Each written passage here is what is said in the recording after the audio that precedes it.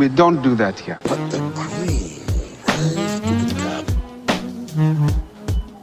Hey, thanks for joining us again here on the Ultimate Fucking Casual. Not a whole lot going on, so let's get right into that sweet, sweet MMA talk. On the 22nd, before we get to the Fight Night card in Saudi Arabia, the Bellator Champions Series continued in Dublin at the 3 Arena. The rest of the results will be on the website, but Jason Jackson did lose his title to Ramazan Kuramagomedov. Very unfortunate for him. Oh yeah, Norbert also didn't. He lost the majority decision. It's ridiculous. All right, at the Kingdom Arena in Riyadh, Fight Night. Man, this was an entertaining card. It was. UFC Fight Nights are back, baby. Yeah, we just need more Saudi money.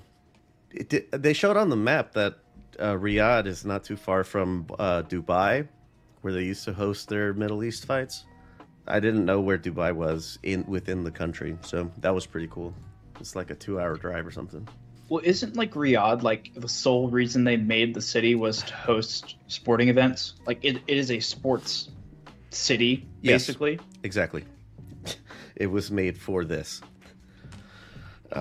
When MBS decided to like do the cultural reforms and like allow movies and sports and allowing women to drive and other heretofore unseen things in Saudi Arabia.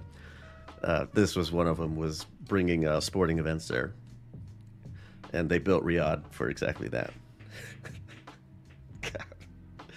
Man, it's like playing The Sims with unlimited money. Yeah. Well, I mean, the crowds act like they're from The Sims too, unfortunately.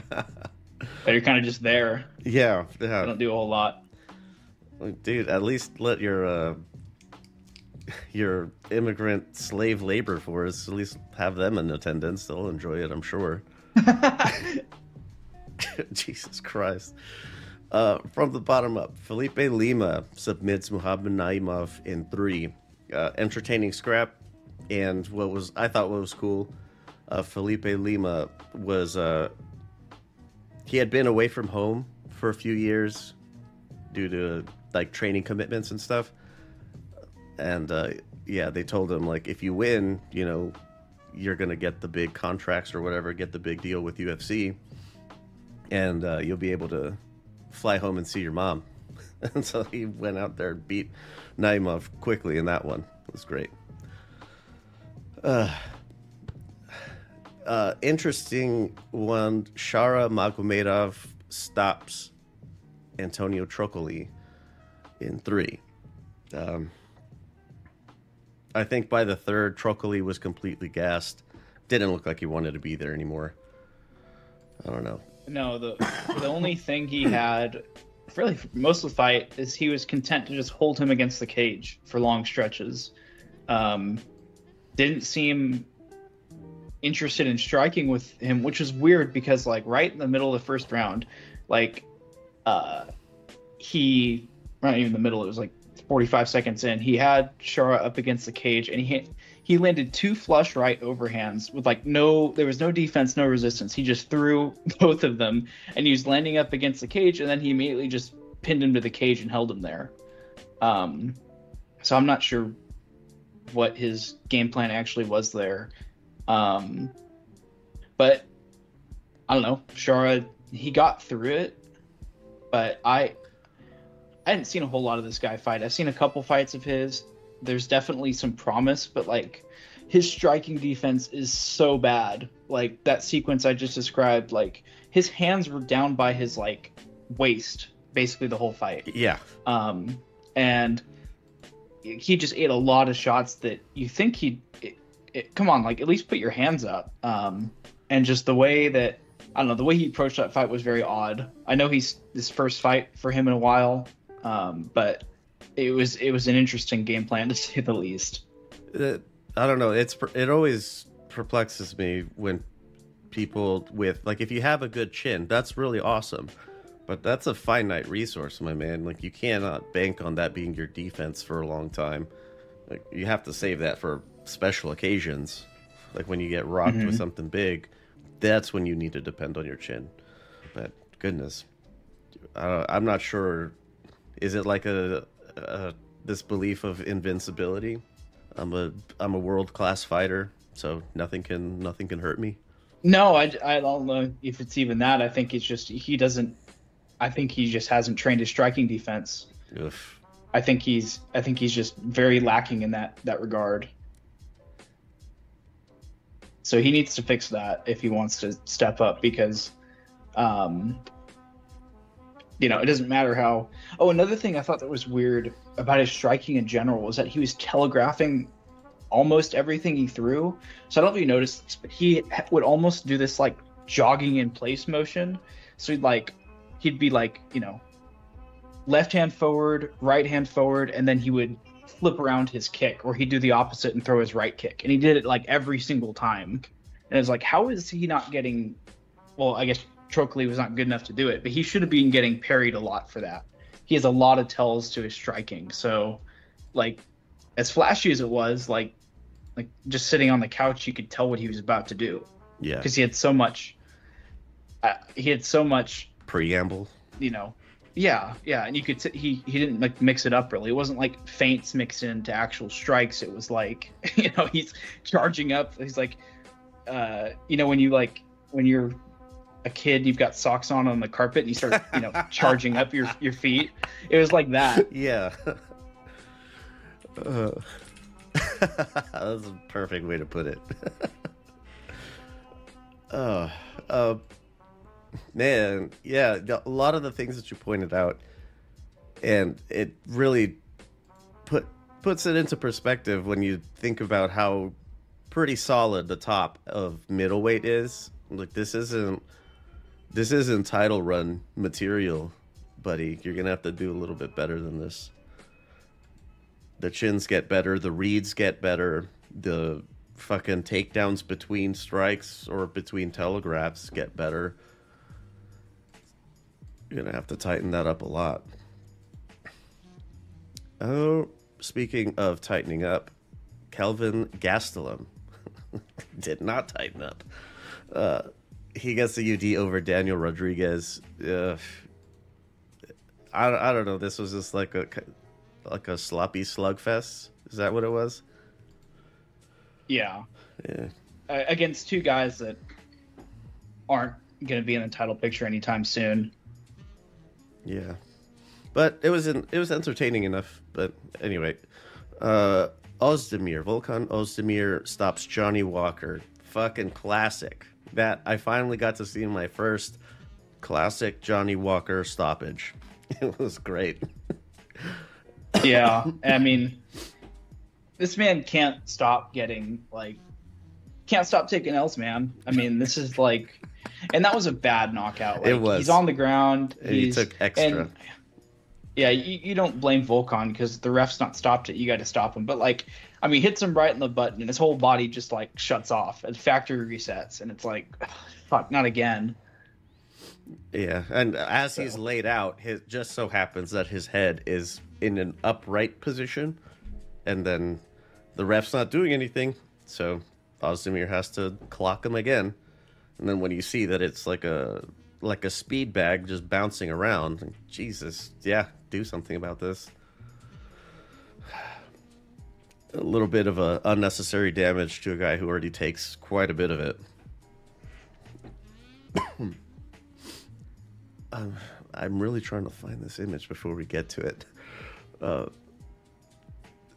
Something that was funny was Ozdemir clocked Johnny Walker. He kind of stumbled back, and then his recovery move was to do a flying knee. It was. I legitimately laughed out loud when I saw it. It was great. Thanks, Johnny. Thanks for the memories, buddy. All right, co-main. Alexander Volkov beats Sergey Pavlovich to the surprise of everyone. I wasn't expecting that. This was a shocking one, especially after the whole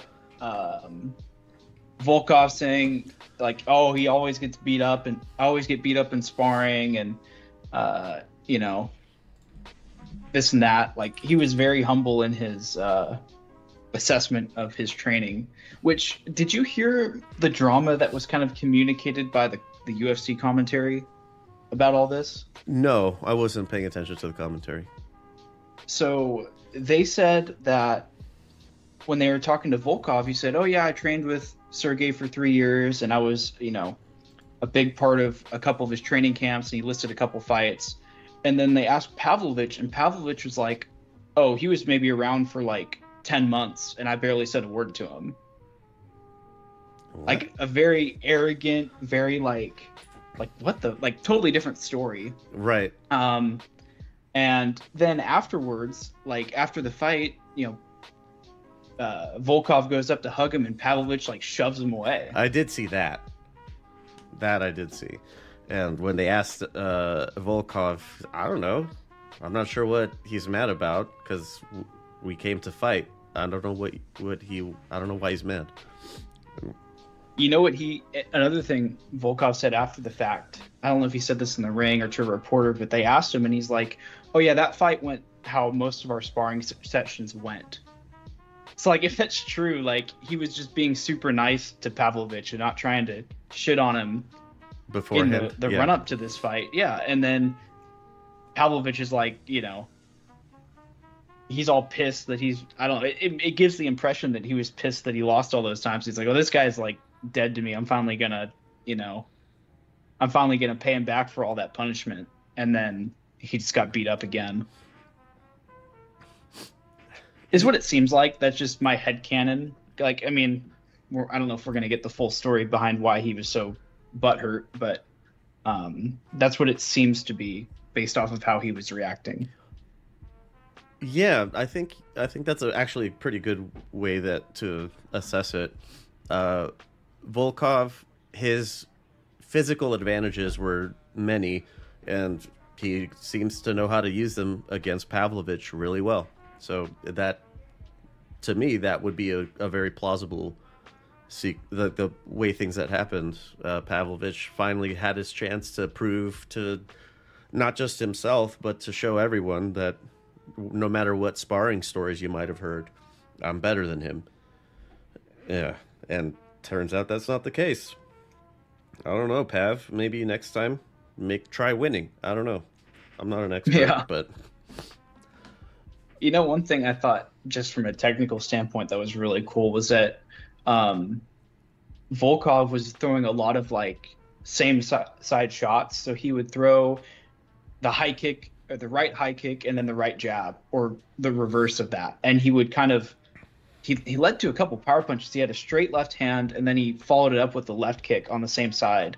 And, like, he caught Pavlovich with it every single time he did it, because he kept anticipating, well, the right's going to come, or the opposite hand, or whatever. And I don't know, he did that like 4 or 5 times, and it was like very, very effective. His jab was really effective as well. That was really busting up Pavlovich's face. Yeah, in the last the waning seconds, he was just working the jab and keeping Pavlovich away from him, and he was a bloody mess.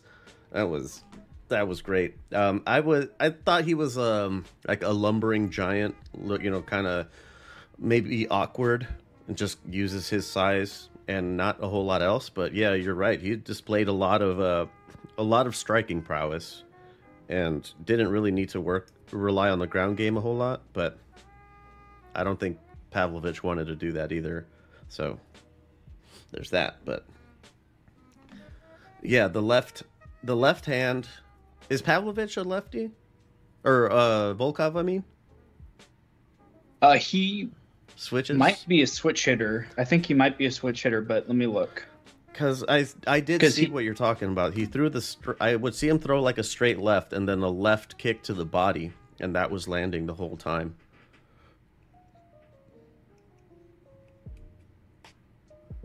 Can't see a switch hitter.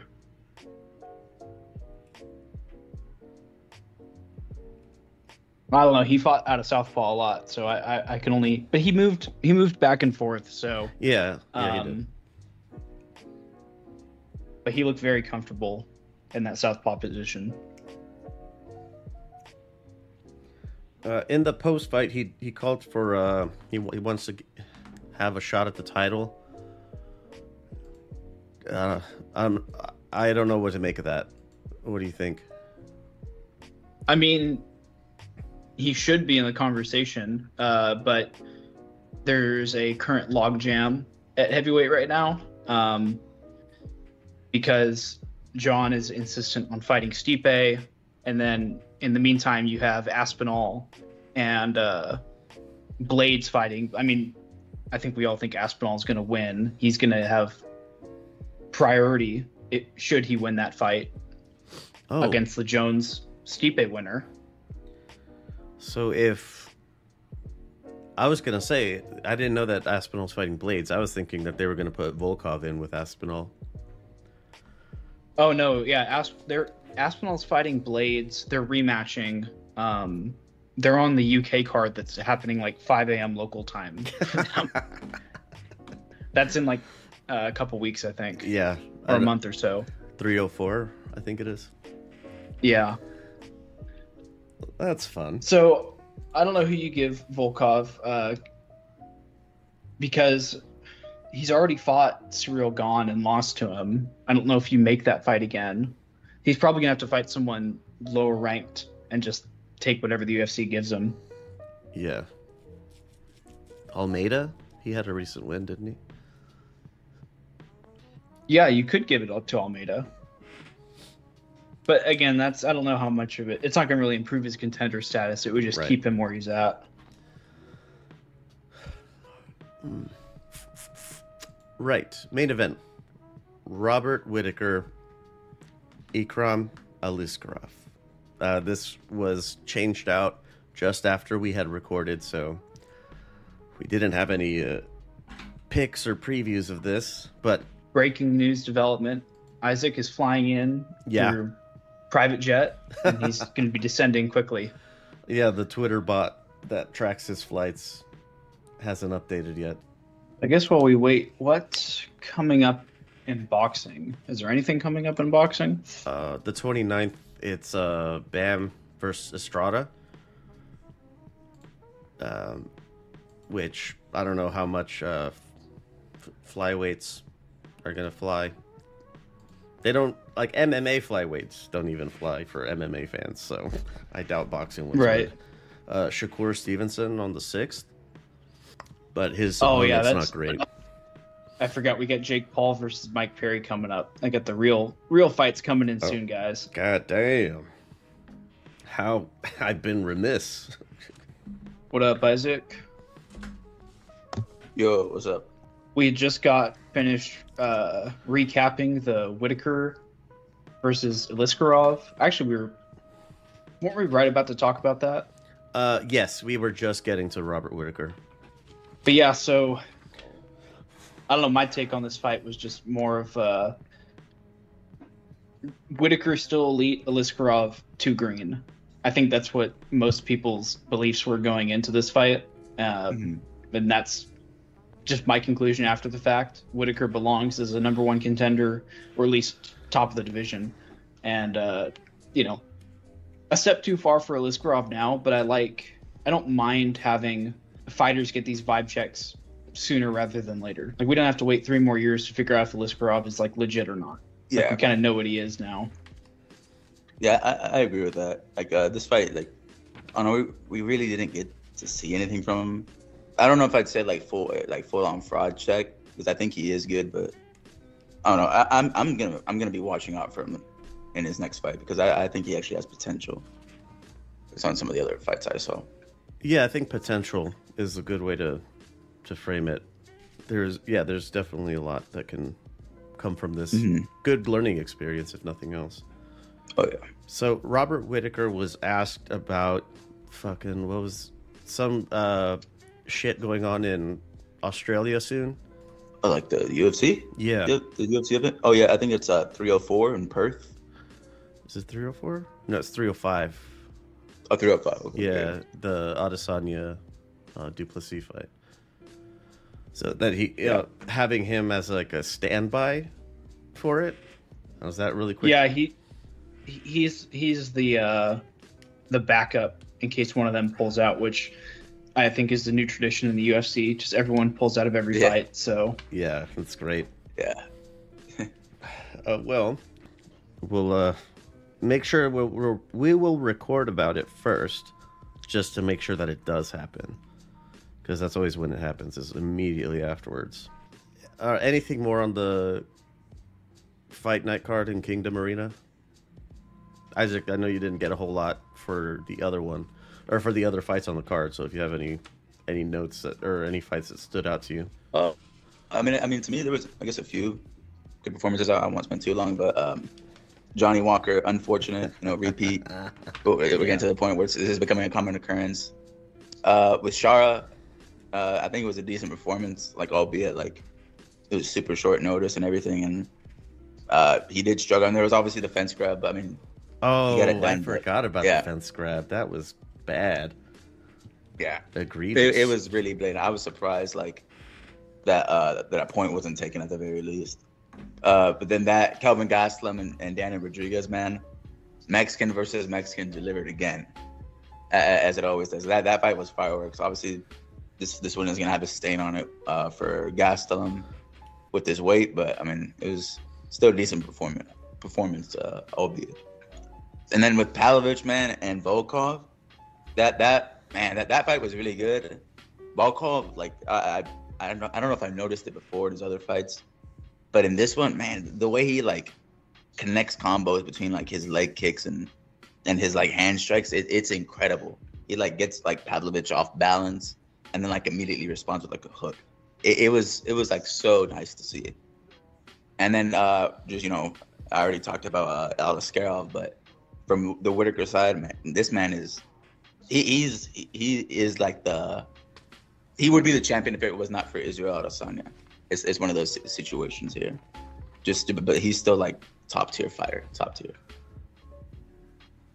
Who was it that beat Whitaker when he was supposed to be next for the title shot? Was that Strickland? I think it was Dricus. Robert Whitaker got knocked out. Right. Yeah. Yeah, that was one of the first times I'd heard of either of them, and Chief was very upset about that. Yeah, it was very unfortunate. There you have it. That's the preview section. Coming up for preview stuff, not a whole lot of major boxing going on, so we can kind of breeze over that. There's nothing on July 6th. The only thing, the following weekend, first weekend of July, on Friday the 5th, we have One Fight Night 23. Because this is Fight Night, I believe this is prime time, U.S. time, so it'll be a Saturday morning in Thailand. But trying to look at this one. With ones that are worth checking out. If you're into grappling, Tai Ruotolo, he's having a catchweight grappling match with Joseph Chen.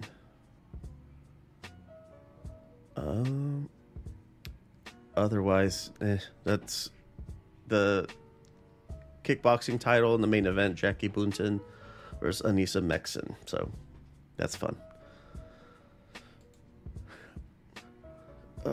I'm trying to remember who on the Kingdom or on the Saudi Arabia card.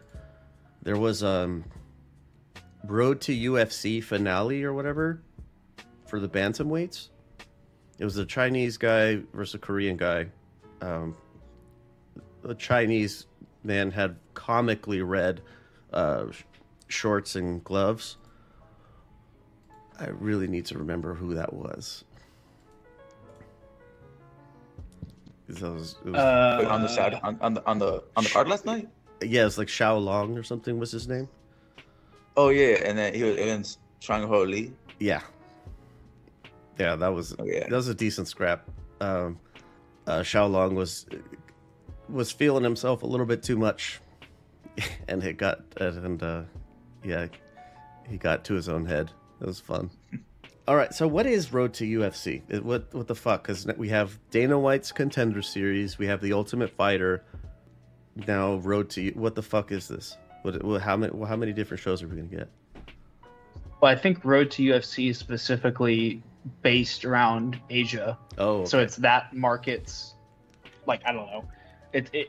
Maybe they're trying to make it like a baseball sort of thing, right? So you have the Cuban league and, you know, the Japanese leagues or whatever, and they're sort of feeders to Major League Baseball. I see. Maybe that's the idea. I'm not quite sure.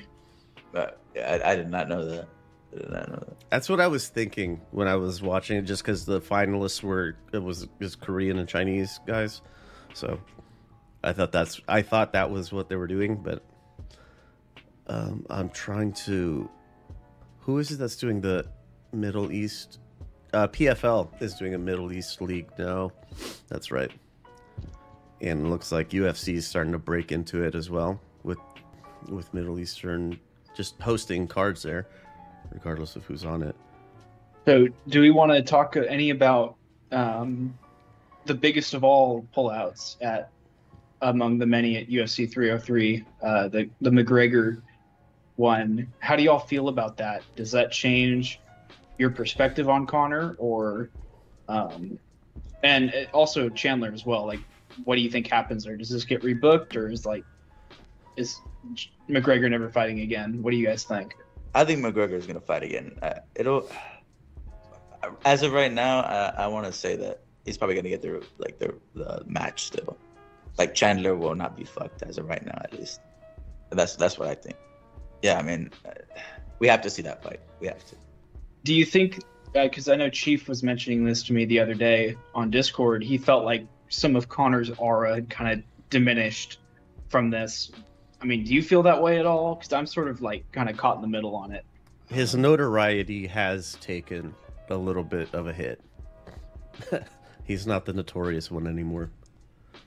Yeah, and I feel like he sort of brought it like upon himself, because like the stuff that he said early on in his career, like he doesn't do it anymore. So we can't say he's like he was before.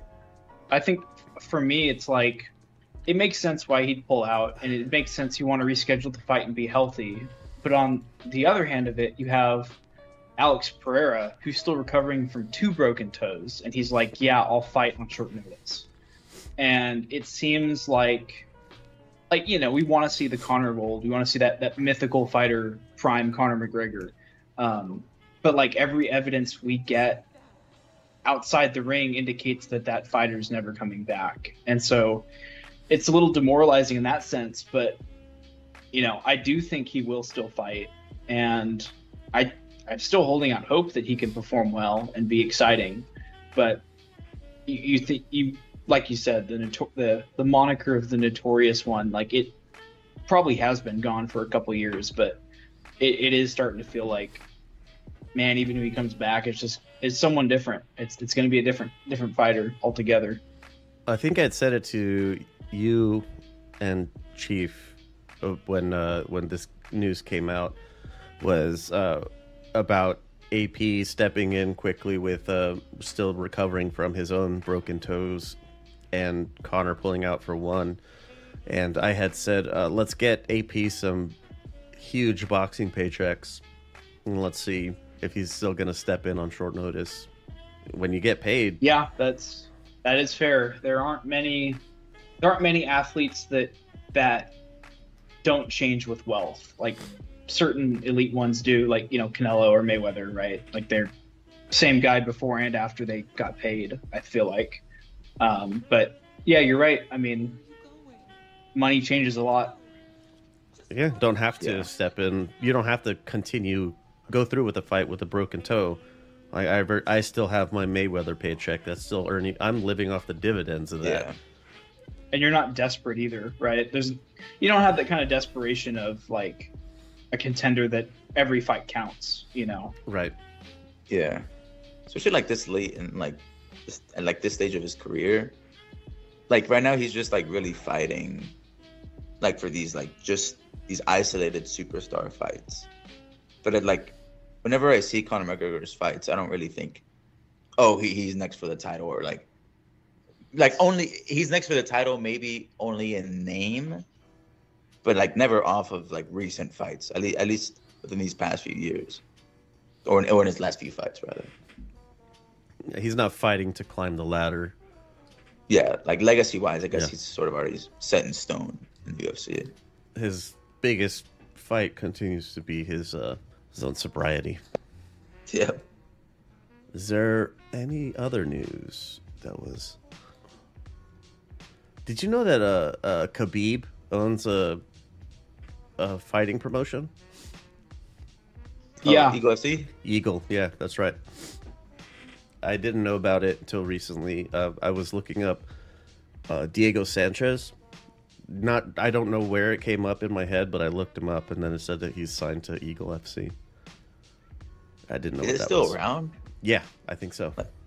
Oh, okay. I remember seeing it a lot, like I don't know. I don't know if it was a few years ago or if I'm just thinking it's that far back, but it's not around as much anymore. No, it's not having as many events. It used to be called Gorilla FC before he bought it. That's great. I would have kept it as Gorilla, but Cassius Clay Collard lost. You piece of shit. Is that it? Is that all we got? I think so. Yeah. All right. Hey, if you're here at the end, thank you very much for listening to this episode of The Ultimate Fucking Casual. If you have questions, comments, concerns, whatever the fuck about this episode, this podcast, or anything on Lux Media, you can call or text 833-589-7637. It's a direct line. Go straight to voicemail if you want to leave, if you have a comment on how much of a casual I am. You can leave a message and I'll cut it into the show if it's sufficiently funny. Otherwise, I'll read it out or whatever the case is. But 833-LUXPODS. It's spelled out so that I don't forget it, and hopefully you don't either. The social media stuff is, we use the same handle for everything. It's LVX Media Net on every platform. If you cannot find us, we are not on it. Keep in mind as you go over there that there is more than just MMA content, more than boxing, stuff outside of sports, right? There's a lot of things that we get up to. So if you want to check all that, like the different posts and stuff, LVX Media Net on wherever. We're most active on Instagram, but you know what I mean. If you want to check out the other shows or just the website in general, there's a pretty sick calendar for MMA. There's also one for boxing if you like that. It's luxmediashows.com. So there you go. That's how you can check all that shit out. So without anything else ado, let's get the hell out of here. That's where all the fucking stuff goes. So now we have parting words. Shama.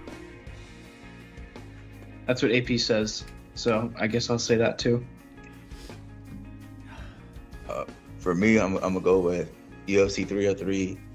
It was in a dire state, but I'm honestly surprised they were able to salvage this like this, because this card is still pretty good, and we will be watching. We will, of course. Oh man, I don't know if you the Kingdom Arena, the Saudi Arabia card. It's watching that. It's like, man, all these cranks. Where's the fucking invitation? All right, that's gonna do it. That's this edition of The Ultimate Fucking Casual. We will catch you next time.